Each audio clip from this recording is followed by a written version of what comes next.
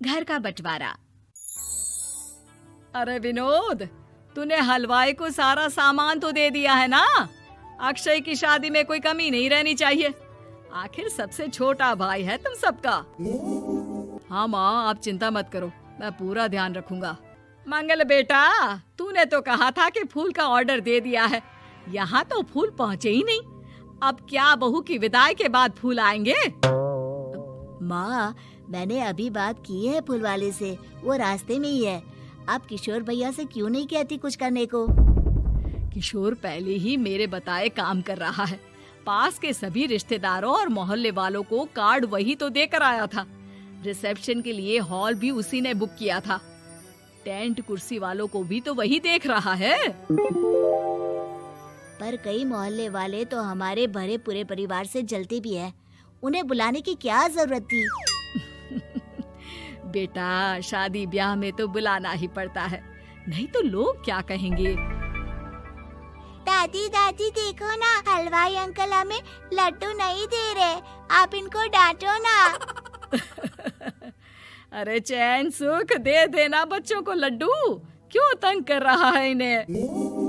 बीबी जी, मैं कहाँ मना कर रहा हूँ, लेकिन लड्डू बनते ही ये बच्चे उठा उठा कर खा लेते हैं।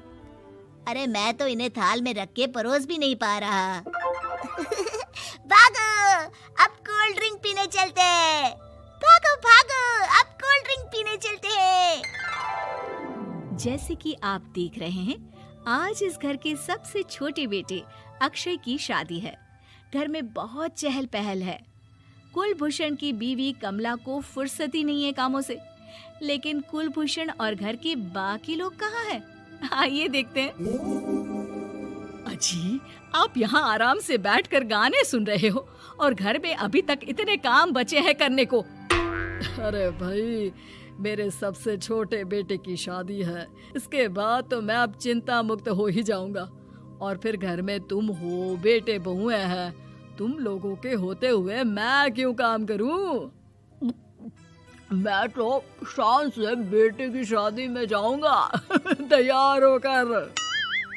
अरे ठीक है, अब आप आराम ही कीजिए।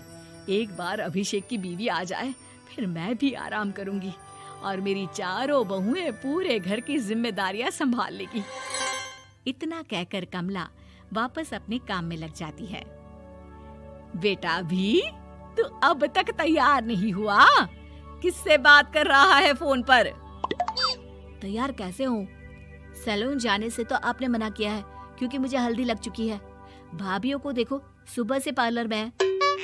अक्षय की शादी हो जाती है और नंदिता बहू बनकर घर आ जाती है, लेकिन इस घर की खुशियों को मानो किसी की नजर लग गई थी। नंदिता के आने के बाद आए दिन घर की शांति भंग होती रहती।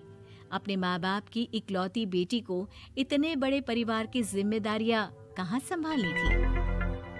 अभी देखो ना, मेरे हाथों की मेहंदी भी अभी नहीं उतरी है और तुम्हारी मम्मी ने मुझे घर के कामों में लगा दिया।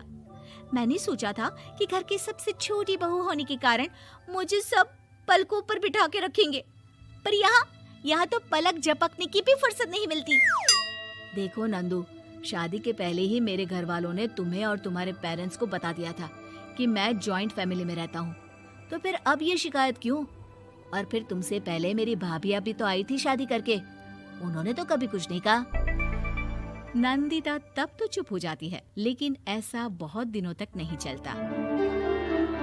अरे नंदिता, माँ बाबूजी की दवाई का टाइम हो गया है, उन्हें दवाई दे आओ और उसके बाद सबके लिए नाश्ता बना देना। पर भाभी, मैं तो अभी अपना फेवरेट सीरियल देख रही हूँ, प्लीज मेरी जगह आप कर लो ना ये काम।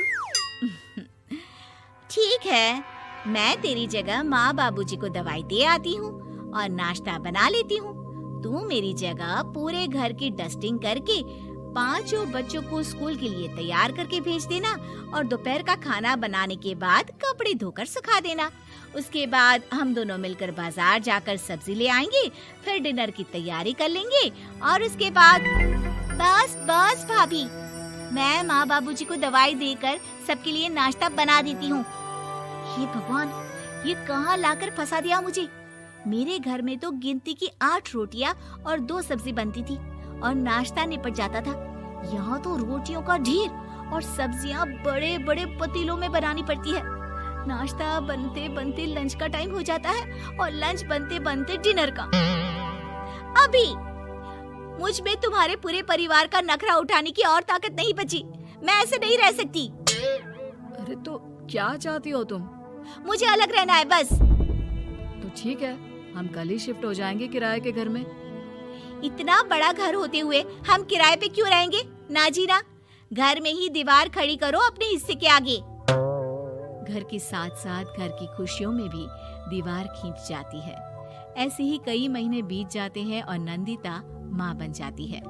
बच्चे के आने से अभिषेक के कंधों पर खर्चों का बोझ आ पड़ता है।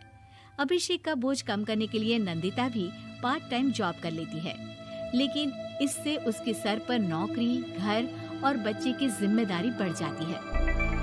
नंदिता, ये क्या है?